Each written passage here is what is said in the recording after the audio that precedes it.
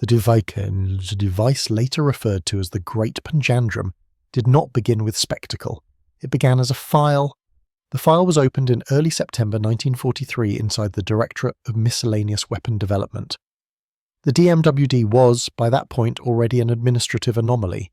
It reported nominally to the Admiralty, but drew personnel from the Royal Navy, Royal Engineers, civilian research establishments and private industry.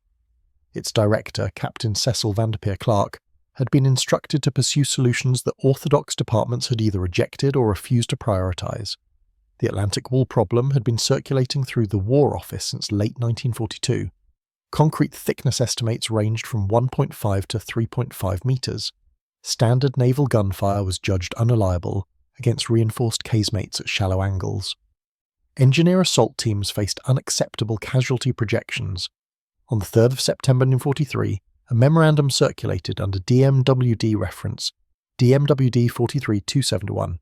The memo summarised a proposal originating from Neville Shute, Norway, then working as a civilian engineer attached to the Directorate. The proposal was not framed as a weapon in the conventional sense. It was described as a mobile demolition charge delivery system. The core requirement was mass. Calculations assumed that a charge of approximately 1.8 to 2.3 tons of high explosive would be required to reliably fracture reinforced concrete of the thickness reported by Combined Intelligence Objectives Subcommittee estimates. Transporting such a charge across open sand under fire was considered impractical. The solution proposed was to roll it. The initial sketch shows 2 steel wheels, each approximately 10 feet in diameter.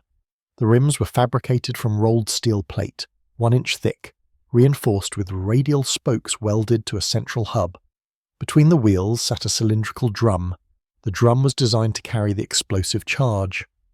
Early notes specify Amatol 6040 as the preferred filler, based on availability and casting characteristics. The drum length is listed as 6 feet. Wall thickness is given as 0.75 inches. The total assembled mass, excluding propulsion, was estimated at 4,000 pounds. This estimate was later revised upward. Propulsion was the unresolved element. The device had no engine. There was no steering mechanism. The proposal relied on rocket propulsion mounted around the circumference of each wheel. The rockets specified were 5-inch cordite rockets of the type originally developed for anti-aircraft use. Each rocket had a diameter of 5 inches, a length of approximately 36 inches, and used cordite SC as propellant, extruded in multi-perforated grain form. Burn time was nominally 0.8 seconds. Average thrust was approximately 1,000 pounds force per rocket during peak burn, with significant variance between batches. The mounting arrangement called for 18 rockets per wheel. They were to be bolted to steel brackets welded to the rim. The brackets were angled to provide forward thrust tangential to the wheel circumference. Ignition was electrical, using a common firing circuit intended to ignite all rockets simultaneously. This assumption was noted as optimistic in the margin of the original memo. By 10th of September 1943, a working party had been assembled at the DMWD's experimental facility at Westward Ho, North Devon. The location was selected for its long, flat beach and relative isolation. Admiralty approval for live testing was granted under Admiralty Minute AM 2178-43, with the stipulation that explosive filling be replaced by inert ballast during initial trials. Concrete ballast blocks were cast to simulate mass. Manufacturing of the prototype was contracted to a small fabrication shop in London, already working on naval fittings. Welding quality was variable. Surviving inspection notes mention uneven bead penetration and warping of the rims during cooling. The wheels were not dynamically balanced. No corrective machining was performed. Time constraints were cited. The first assembled prototype was transported by rail and lorry to Devon on the 24th of September 1943. Rocket installation occurred on site. Each rocket was individually wired to the firing circuit. Continuity tests were performed using a hand crank generator. At least 3 rockets failed continuity testing and were replaced. No attempt was made to match thrust characteristics across rockets. The first test took place on the 27th of September 1943. Weather conditions were recorded as dry with a light crosswind from the west. The device was positioned approximately 50 yards from the waterline. Observers included Captain Clark, Neville Shute, and several naval officers whose names are redacted in the surviving report. Upon firing, ignition was not simultaneous. Observers noted a delay between individual rockets of up to 0.2 seconds. The wheel assembly began to rotate unevenly. Within 2 seconds, at least one rocket detached from its mounting bracket. The detachment altered the thrust balance. The device veered sharply to starboard. After approximately 30 yards of erratic motion, additional rockets failed structurally. The assembly collapsed. No injuries were reported. A post-test report dated 28th of September 1943 attributes failure primarily to inadequate mounting strength and ignition synchronization. Recommendation was made to reinforce brackets and improve electrical firing reliability. No recommendation was made regarding guidance or steering. Modifications were implemented over the following 2 weeks. Brackets were thickened from 0.25 inches to 0.5 inches. Additional gussets were welded at the base of each bracket. Wiring was simplified to reduce resistance variance. A revised firing switch with higher current capacity was installed. Rocket count was increased to 24 per wheel to compensate for anticipated failures. The second test occurred on 7th of October 1943. Wind conditions were stronger. Despite this, the test proceeded. Ignition was closer to simultaneous, though not perfect. The device accelerated rapidly. Estimated rotational speed of the wheels reached approximately st revolutions per minute within the first second. Several rockets detached almost immediately. One rocket was observed to travel independently along the beach before detonating harmlessly. The main assembly began to oscillate laterally. After approximately 40 yards, the device changed direction unpredictably and moved inland. Observers scattered. The device eventually struck soft sand and toppled. Again, no injuries occurred. Subsequent analysis notes an unanticipated interaction between wheel rotation speed and rocket burn duration.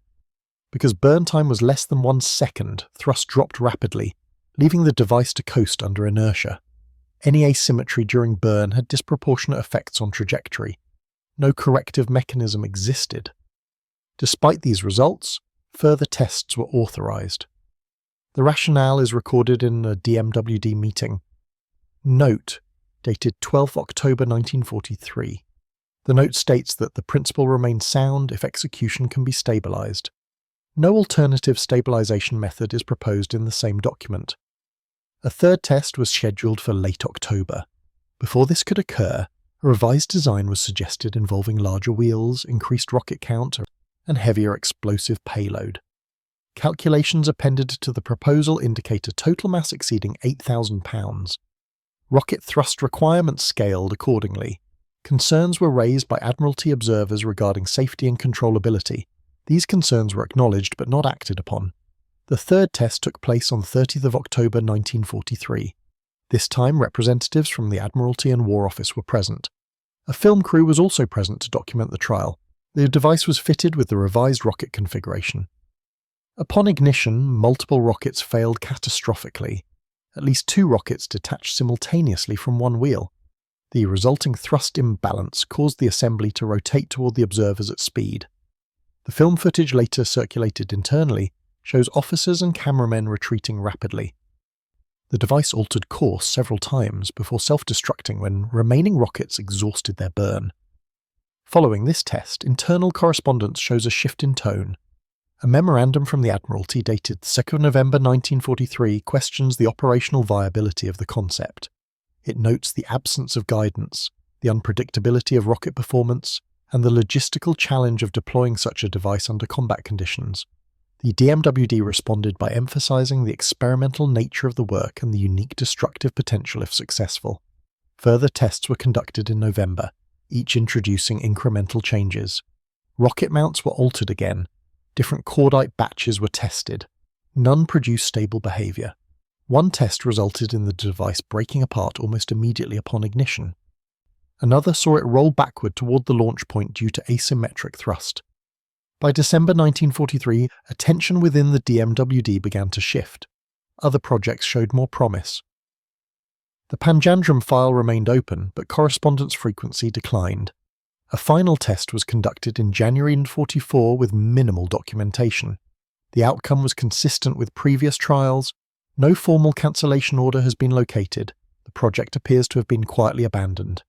Surviving notes suggest that planners concluded the device could not be relied upon to reach its target, let alone detonate at the correct location.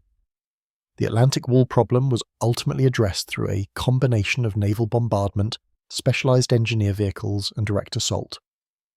The Great Panjandrum remains documented primarily through test reports, memoranda, and film footage. It illustrates the operational environment of the DMWD in 1943, extreme requirements, limited time, willingness to test concepts that conventional departments would not approve. It also demonstrates the limits of improvisation when fundamental control problems are left unresolved.